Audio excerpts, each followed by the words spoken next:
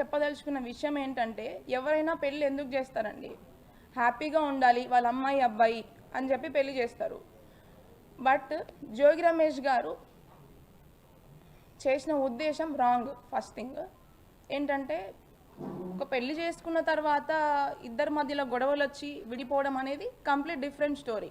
But నా పెళ్ళి అట్లా జరగలేదు. ఖచ్చితంగా ఈ పెళ్ళి ఉండదు, ఇది ఉండే పెళ్ళి కాదు అని చెప్పి అతని కొడుకుకి ఉన్న ప్రాబ్లము ముందే అతనికి తెలిసే, ఖచ్చితంగా వాళ్ళ కుటుంబం మొత్తానికి తెలిసే నాకు ఈ పెళ్లి చేశారు. ఖచ్చితంగా అది నేను 100కి 100% చెప్పగలను. పెళ్ళికి ముందు ఇలా తెలిసి ఒక అమ్మాయి గొంతుని కోయడం అనేది చాలా పెద్ద నేరము. ఇట్లా ఇప్పుడు తనకు కూడా ఒక కూతురు ఉంది, తనకు కూడా ఖచ్చితంగా కూతురు ఉంది. తన కూతురు కూడా ఇట్లా జరిగితే ఏం చేస్తారు? ఇప్పుడు ప్రజలందరికీ సహాయం చేసే ఒక వ్యక్తి, పబ్లిక్ పర్సన్, అతను పబ్లిక్ నాయకుడు. మరి తన ఇంట్లో ఆడపిల్లకి అన్యాయం చేశాడు తనే. మరి ఏం చేద్దాం అనుకున్నాడు ఆయన? ఏ ఉద్దేశంతో పెళ్లి చేశాడు? అండ్ నిన్న జోగి రమేష్ గారు జరిగిన ప్రెస్ మీట్లో ఒక విషయం చెప్పాడనమాట. మా ఇద్దరి మధ్యలో మనస్పర్ధలు, గొడవలు రావడం వల్ల డిస్టర్బెన్సెస్ వచ్చి వాళ్ళు ఏదో విడిపోతున్నారు, బట్ ఇప్పుడు కూడా కలిసి ఉండాలని అనుకుంటున్నాను అంటున్నాడు. అసలు మా ఇద్దరి మధ్యలో ఏం గొడవలు వచ్చాయి?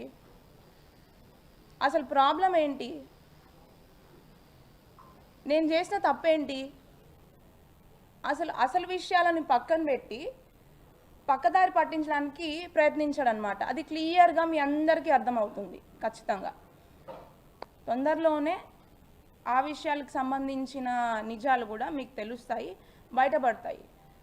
బట్ ఏ కాన్ఫిడెన్స్తో నేను ఇచ్చానంటే, ఎప్పటికైనా న్యాయము ధర్మము అనేది కొంచెం లేట్ అయినా కూడా ఖచ్చితంగా గెలుస్తుంది అని గట్టి నాకు నమ్మకం ఉంది. అదే నమ్మకంతో నేను ముందుకెళ్ళాను. నేను ఇంకా కూడా ఎదుర్కొని ఖచ్చితంగా జయించిన తర్వాతనే నేను ఈ ఈ ఈ పోరాటాన్ని, ఈ న్యాయ పోరాటాన్ని ఆపుతాను, నాకు న్యాయం జరిగేంత వరకు.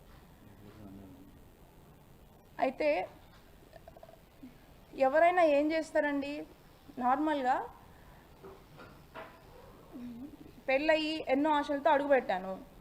ఫస్ట్ తగిలిన షాక్ ఏంటి అంటే, అబ్బాయికి రాజీవ్కి అసలు ఉన్న ప్రాబ్లం ఏంటి, మాకైనా గొడవలు ఏంటి, ఆ విషయాలన్నిటినీ కూడా వాళ్ళకి తెలుసు. అయినా కూడా నేను ముందుగా మా మమ్మీ డాడీ కంటే ముందుగా వాళ్ళే మా మమ్మీ డాడీ అనుకొని, వాళ్ళే నా తల్లి తండ్రి అనుకొని వాళ్ళకే చెప్పుకున్నాను నా కష్టాలన్నీ కూడా. ఇట్లా జరుగుతుంది, ఇలా జరుగుతుంది, ఇట్లా నాతో సరిగ్గా ఉండట్లేదు అని చెప్పి. కానీ మమ్మల్ని ఇద్దరిని పక్కన కూర్చోబెట్టి ప్రాబ్లం ఏంటి అని పోయి మా అత్తగారు శకుంతల నాకు అదనపు కట్నం కోసము నన్ను అన్ని విధాలుగా ఇబ్బంది పెట్టారు, వాళ్ళ ఫ్యామిలీ అంతా కూడా. మీరు ఖచ్చితంగా అది మొన్న బయటికి వచ్చిన ఆడియోలు వీడియోల ద్వారా చూసే ఉంటారు నన్ను ఏ రకంగా ఇబ్బంది పెట్టారని. అయితే అవి కొన్ని మాత్రమే. ఇంకా కూడా నేను చేసిన ఒక్క విషయం ఏంటంటే, నాకు జరిగిన అన్యాయము, నేను ఎదుర్కొన్న ఇబ్బందులు ఖచ్చితంగా అతను పొలిటికల్ బ్యాక్గ్రౌండ్ అండి. మాది అసలు పొలిటికల్ బ్యాక్గ్రౌండ్ కాదు, మాది కంప్లీట్గా బిజినెస్ బ్యాక్గ్రౌండ్. మాకు పొలిటికల్కి బిజినెస్కి అసలు సంబంధం లేదు. సో నేను అదేవిధంగా మా అత్తమ్మ మామయ్యకి నాకున్న ప్రాబ్లమ్స్ని చెప్తే అది పక్కన పెట్టి, మీరు విన్నట్టు మొన్న ఆడియోలో ఇన్నోవా పెళ్ళైన కొత్తలోనే అండి, మాది May 28, 2025కి పెళ్ళైతే నెక్స్ట్ ఒక 1 monthలోనే ఆషాఢం రావడం జరిగింది. అయితే వెళ్ళే ముందే 1 weekలోనే నాకు ఫస్ట్ షాక్ రాజీవ్తో తగిలింది. దాని తర్వాత ఇప్పుడు అది వెళ్ళి వాళ్ళకి చెప్పితే అదనపు కట్నము డబ్బులు తీసుకొని వస్తే నువ్వు హ్యాపీగా ఉంటావు, అతనికి ఇంకా మీరు విన్నట్టు నువ్వు అదే అతనికి ఫీలింగ్స్ వస్తాయి అనే అనే అనేలాంటి బాధాకరమైన విషయాలు మాట్లాడింది. ఒక ఆడదానిగా ఒక తల్లి స్థానంలో ఉండి అర్థం చేసుకుంటుందేమో, తనకు కూడా ఒక ఆడపిల్ల ఉంది కదా అని అనుకున్నాను. బట్ అది కంప్లీట్గా ఆపోజిట్ అని చెప్పేసి నాకు పూర్తిగా అర్థమైపోయింది. అదే కాకుండా నాకు తగిలిన ఇంకొక షాక్ ఏంటంటే, నాకు పెళ్ళికి ముందు వీళ్ళు హిందూస్ అని చెప్పేసి పెళ్లి చేశారు. కానీ పెళ్ళైన వెంటనే నాకు తెలిసిన విషయం ఏంటంటే వీళ్ళు క్రిస్టియన్స్. వాళ్ళు లోపల ఎట్లాంటి హిందువులకి సంబంధించిన పూజలు కానీ హిందూ కార్యక్రమాలు కానీ, అంటే బయట పబ్లిక్లో మరి ఏం చేస్తున్నారు, ఏం పూజలు చేస్తున్నారు, ఎక్కడికి వెళ్తున్నారు అనేది నాకు సంబంధం లేదు. నేను ఇంటి కోడల్ని, ఇంట్లో ఏమైతే ఫాలో అవుతున్నారో వాటిని నేను పరిగణనలోకి తీసుకుంటాను. అక్కడికి వెళ్ళిన వెంటనే వాళ్ళ ఇంట్లో ఒక పూజ గది లేదు. బట్ మేము పెళ్లి చూపులకు వచ్చే ముందు అక్కడ మాకు తగ్గట్టుగా అన్ని ఫోటోలు అరేంజ్ చేసి మమ్మల్ని మోసం చేసి మమ్మల్ని పెళ్ళి వరకు తీసుకొచ్చి పెళ్ళి చేశారు. అది ఇవి ఇప్పుడు అబ్బాయితో ఒకటైతే, సెకండ్ వచ్చేసి క్రిస్టియన్స్ అని చెప్పేసి తెలియకుండానే పెళ్ళి చేసి, నేను క్రిస్టియానిటీ ఫాలో అవటం అనేది నేను తప్పుగా పరిగణించట్లేదండి. ఎవరి దేవుని వాళ్ళు రెస్పెక్ట్ చేస్తారు. బట్ చెప్పకుండా పెళ్లి చేసి మోసం చేసిందే కాక బలవంతం చేయడం అనేది ఇంకొక తప్పు. అవన్నిటిని నేను ఎఫ్ఐఆర్లో క్లియర్గా చెప్పినా చెప్పకున్నా ఇప్పుడు డైరెక్ట్గా మీకు ప్రతి ఒక్కరికి నా బాధ అర్థమవుతుంది అని చెప్పి ఇప్పుడు ఇంకొకసారి మీకు అందరికీ చెప్పుకుంటున్నాను. ఎందుకంటే అవన్నీ కూడా నేను చెప్పిన దాంట్లో 100కి 100% ట్రూత్. అది ఆధారాలు కూడా ఇంకా కూడా దానికి సంబంధించిన ప్రతి ఒక్క ఆధారం నేను ఎఫ్ఐఆర్లో ఉంచిన ప్రతి ఒక్క అక్షరానికి నాకు దానికి సరైన ఆధారాలు ఇంకా కూడా ఉన్నాయి. అవి కూడా మీకు అర్థమయ్యేటట్టు నా మీద ఫ్యూచర్లో తప్పుడు ప్రచారాలు, ఇదంతా ఏదో రాజకీయం కోసం చేస్తుంది అని చెప్పి డైవర్ట్ కాకుండా నా దగ్గర ఇంకా కూడా ఎవిడెన్స్ ఉన్నాయి. వాటిని అన్నిటిని కూడా మీకు తొందరలోనే సమయాన్ని బట్టి మీకు ఖచ్చితంగా వాటిని మేము తీసుకొద్దామని అనుకుంటున్నాము.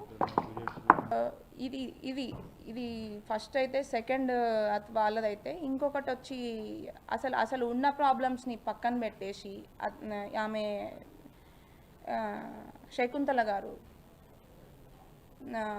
డబ్బులు తీసుకొని రండి, అతను మీరు ఏం వాల్యూ ఇచ్చారు, మీరు ఏం పెట్టారు, అసలు ఫస్ట్ వాడు బాగానే ఉంటాడు, మీరు ఫస్ట్ అసలు ఏం వాల్యూ ఇచ్చారు అది తీసుకొని రండి అని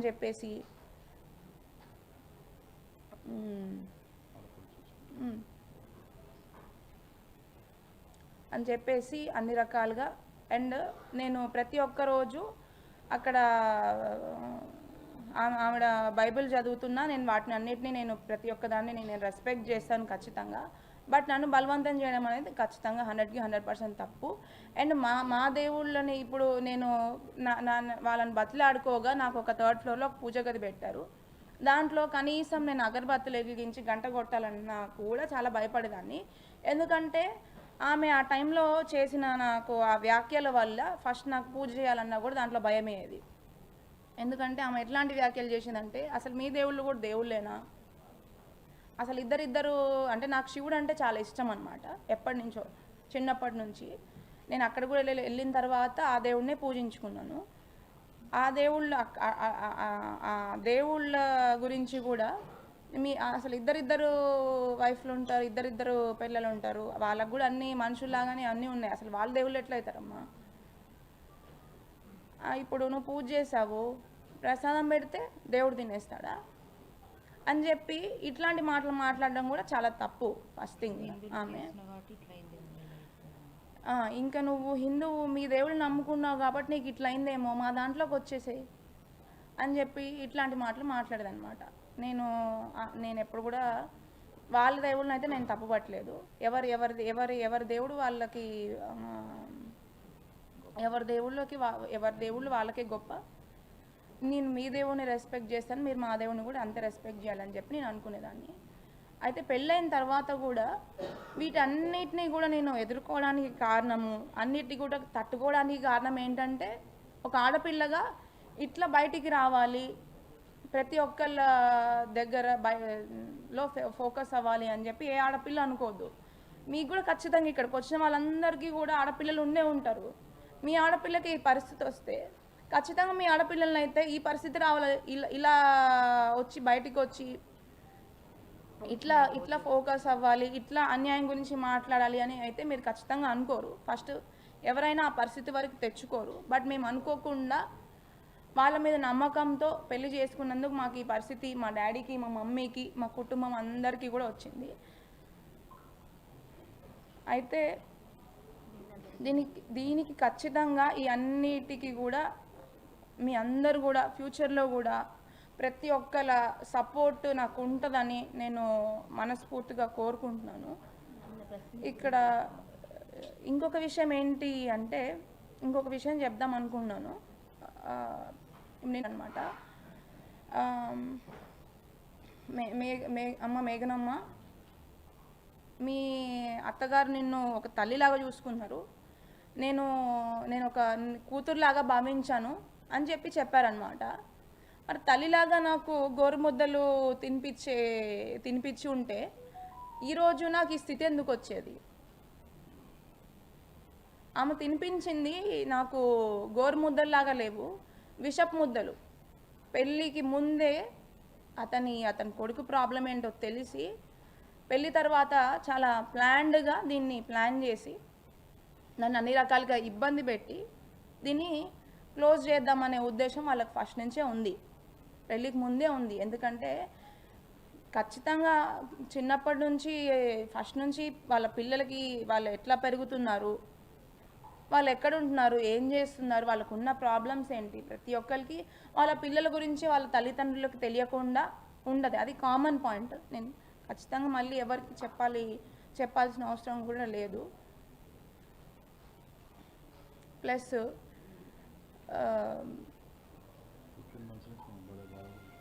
ఇంకొక విషయం ఏం చెప్దాం అనుకుంటున్నానంటే, ఇంకొక క్లారిటీ ఏమి ఇద్దాం అనుకుంటున్నానంటే, ఒక ఆడపిల్లగా 1.5 year నుంచి జోగి రమేష్ అండ్ వాళ్ళ కుటుంబం వల్ల చాలా ప్రాబ్లమ్స్ ఫేస్ చేస్తున్నాము.